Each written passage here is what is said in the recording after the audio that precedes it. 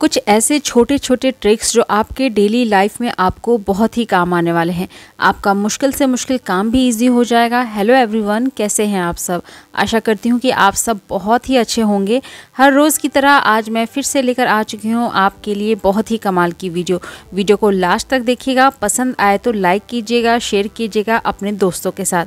तो चलिए देख लेते हैं आज की पहली ट्रिक। शीशे का इस्तेमाल हम हर रोज़ करते हैं, चाहे वो बड़े वाले शीशे हों या फिर इस तरीके के जो छोटे वाले शीशे होते हैं उनका। और जितना यूज़ करते हैं ना, आप देखते होंगे जब हम कंघी करते हैं उसमें पानी के छिटके हों या फिर कुछ इस तरीके से पूरा जो शीशा होता है वो धुंधला हो जाता है। और इसको हम अगर साफ़ करते हैं तो ये अच्छे से साफ़ नहीं होता है। कई बार इस पर जो दाग होते हैं ना वो लगे रह जाते हैं। तो हम हमेशा डेली अपने घर में खाना बनाते हैं, आलू वगैरह को छीलते हैं, तो जो उसका छिलका होता है ना, आप उसको फेंकिए मत। इस तरीके के जो मिरर्स होते हैं ना, जिस पे आपको लग रहा है दाग धब्बे लग गए हैं और उनको क्लीन करना है, तो ये जो छिलके होते हैं ना, बस आप क्या करिए, इस तरीके से मिरर पर आप थोड़ी देर के लिए उसको घस दीजिए। आप देखिएगा इसका जो स्टार्च होता है ना, आलू के छिलके में जो स्टार्च होता है, उससे जो ये मिरर्स होते हैं बहुत ही अच्छे से साफ़ हो जाते हैं। जितने भी इसमें दाग धब्बे जो भी लगे रहते हैं बहुत ही अच्छे से क्लीन हो जाते हैं। और इस तरीके से करने के बाद आप एक सूती कपड़ा लीजिए और उसको ड्राई ही इस तरीके से साफ़ कर दीजिए, वाइप कर दीजिए। आप देखिएगा जो आपका शीशा है ना, एकदम नए की तरह एकदम क्लीन हो जाएगा, क्लियर हो जाएगा। उसका जो जितने भी स्पॉट और दाग धब्बे लगे होंगे ना, वो सब साफ़ हो जाएगा। तो एक वेस्ट चीज़ से हम इतना अपना यूज़फुल वाला वर्क कर सकते हैं, तो ज़रूर ट्राई करिएगा। चलिए देखते हैं नेक्स्ट स्टेप। गर्मियाँ आते ही एक बड़ी प्रॉब्लम आ जाती है छिपकलियों की, क्योंकि इस टाइम जो होते हैं ना, छिपकली के छोटे छोटे बच्चे, अंडे वगैरह जो होते हैं बहुत ज़्यादा हो जाते हैं। तो जो छोटी छोटी छिपकलियाँ होती हैं ना, वो सिलेंडर के जो ये वाला भाग होता है ना, इसके अंदर जाके बैठ जाती हैं। तो कई बार क्लीनिंग करने में भी काफ़ी ज़्यादा डर लगता है, क्योंकि आप देखते होंगे सिलेंडर के बॉटम में इस तरीके के होल्स बने रहते हैं, जिसके अंदर वो जाकर अंदर के साइड वो बैठ जाती हैं। तो ऐसा ना हो, इसके लिए आप क्या करिए कि ये जो लहसुन होता है ना, लहसुन की इस तरीके की कलियां आप निकाल लीजिए और ये जो होल्स हैं कुछ इस तरीके से इसमें आप फंसा दीजिए। तो जो लहसुन की स्मेल होती है ना, वो छिपकली वगैरह को बिल्कुल भी मतलब पसंद नहीं आती है। वो जहाँ पर भी ये चीज़ें रखी रहती ना, तो वहाँ पर एंटर नहीं करती हैं। और कुछ 2-4 कलियाँ जो हैं सिलेंडर को उठाकर आप इसके अंदर साइड में भी रख दीजिएगा। तो आप देखिएगा जो छिपकली वगैरह जो अंदर छुप के बैठ जाती है ना, वो बिल्कुल भी नहीं बैठेंगी।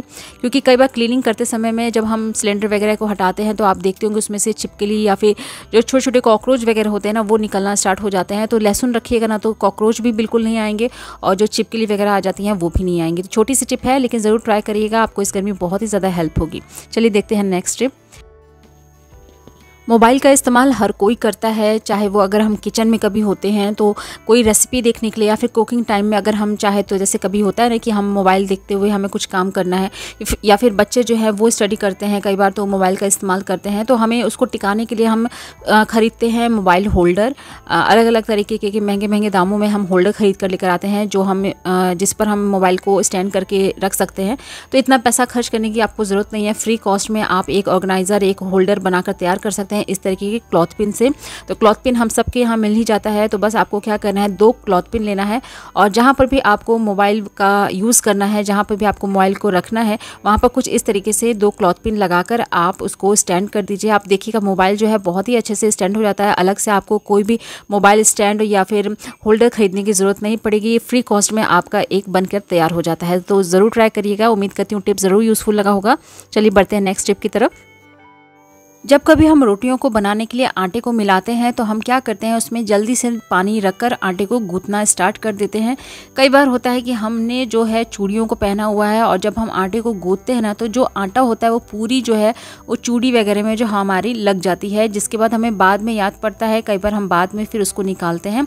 तो उसके लिए एक छोटी सी टिप, जब भी आप आटे को गूंथने वाले हों तो इस तरीके का आप एक रबर बैंड ले लीजिए जो बालों में लगाते हैं ना। उसके बाद आप चूड़ियों को ऊपर कर लीजिए, उसके बाद रबर बैंड आप पहन लीजिए। इससे क्या होता है ना, चूड़ी बार बार नीचे नहीं आती है। क्योंकि अगर हम सिर्फ चूड़ी को अगर ऊपर करते हैं ना, तो आटा को जब हम गूंथते हैं, मिलाते हैं, तो चूड़ी बार बार सरक कर नीचे आ जाती है। लेकिन रबर बैंड लगाने से क्या होता है ना कि ये बिल्कुल भी नीचे नहीं आती, एक जगह फिक्स रहती है। साथ में कई बार होता है ना कि हम गर्मियों में जैसे आटे को गूंथते हैं और जब उससे रोटी बनाते हैं, कुछ ही देर में आप देखते होंगे वो टाइट सी हो जाती हैं, सूखी सी हो जाती हैं।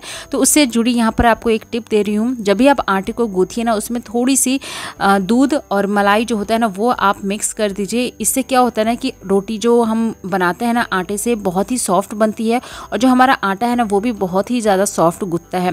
उसके लिए आप थोड़ा सा गर्म पानी भी ज़रूर इस्तेमाल करिएगा, क्योंकि गर्म पानी से जो आटे को हम मिलाते हैं ना तो वो पाचन के लिए भी बहुत अच्छा होता है। साथ में जो हमारा जो आटा है ना बहुत जल्दी गूंथता भी है और सॉफ्ट भी गूंथता है। तो यहाँ पर हमारा आटा जो है वो गूंथ के तैयार हो गया है। इससे आपको रोटी बना के दिखाती हूँ। हर एक रोटी जो है वो आपकी फूलेगी और बहुत ही ज़्यादा सॉफ्ट बनेगी, आप देख सकते हैं। तो इस तरीके से जब भी आप आटे को गूँथे ना तो थोड़ा सा उसमें दूध और मलाई ज़रूर ऐड करिएगा। उम्मीद करती हूँ आपको टिप ज़रूर यूज़फुल लगा होगा। चलिए बढ़ते हैं नेक्स्ट टिप की तरफ। जब भी हम मिर्ची को खरीद कर लेकर आते हैं तो आप देखते होंगे कि 1-2 दिन में ही जो है मिर्ची सूखने लगती है।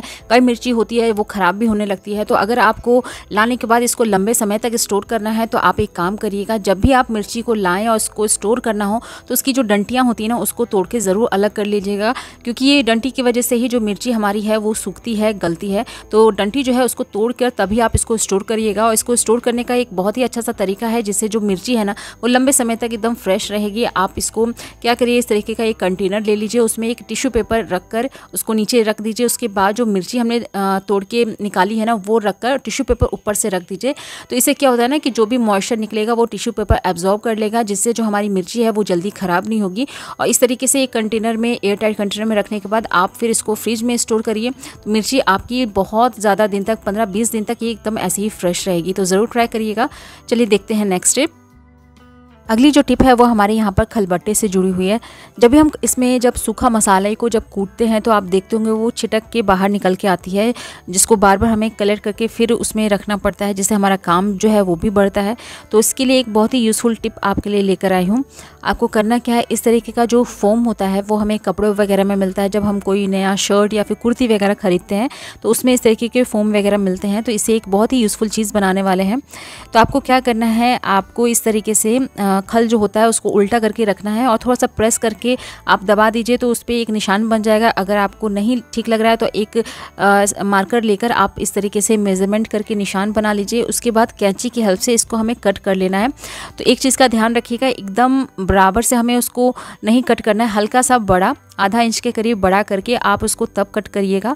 तो ये हमारा एक बहुत ही अच्छा यूज़फुल चीज़ बन जाएगी। साथ में आपको क्या करना है, ये जो हमने सर्कल में कट किया है ना इसको इस तरीके से फोल्ड करने के बाद सेंटर में एक छोटा सा कट लगाना है, जिससे हम बीच में एक होल हो जाएगा। और ये भी ज़्यादा बड़ा नहीं करना है, छोटा ही थोड़ा सा करना है, जिससे ये थोड़ा सा स्ट्रेचेबल होता है। जब हम इसमें इसको फंसाएंगे ना तो ये थोड़ा सा पकड़ के रहेगा, थोड़ा सा टाइट रहेगा, फिक्स रहेगा, जिससे ये निकलेगा नहीं। तो इस तरीके से छोटा सा होल करना है। उसके बाद ये हमारा एक प्रोटेक्टर बन जाएगा, कवर बन जाएगा खलबट्टे का। जब भी आप इसमें कोई चीज़ मसाला कूटते हैं ना तो ये बिल्कुल भी छिटक के बाहर निकलेगा नहीं। साथ में रात के टाइम जब हम इसको रख देते हैं तो इसमें छोटे छोटे कभी कीड़े या छिपकली वगैरह चली जाती हैं, जिससे ये गंदा हो जाता है। फिर साथ में हमें नेक्स्ट टाइम फिर इसको वॉश करना होता है, तो वो वाली दिक्कत भी आपकी नहीं होगी, क्योंकि एक बहुत ही अच्छा सा ये कवर बन के यहाँ पर रेडी हो गया है, जिससे इसमें कोई किसी तरीके के कीड़े वगैरह जो है वो एंटर नहीं करेंगे। साथ में जब भी हम इसमें कूटते हैं ना तो आप देखते होंगे बहुत ज़्यादा नीचे से आवाज़ करता है। तो इसी में का फोम का एक टुकड़ा आप लेकर नीचे रखकर आप जब इसमें कूटेंगे ना तो किसी तरीके कोई भी नॉइज़ नहीं आएगा। जो आवाज़ आती है ना, कई बार होता है ना हम किराए के अगर घर में है तो ये वाली प्रॉब्लम बहुत ज़्यादा होती है। तो ज़रूर ट्राई करिएगा। उम्मीद करती हूँ आज के सारे टिप्स एंड ट्रिक्स आपको ज़रूर यूज़फुल लगे होंगे। अच्छे लगे हैं तो प्लीज़ वीडियो को एक लाइक करिएगा, चैनल को सब्सक्राइब करिएगा। मिलती हूँ कल फिर एक नए वीडियो के साथ, तब तक के लिए अपना ख्याल रखिएगा। Good bye.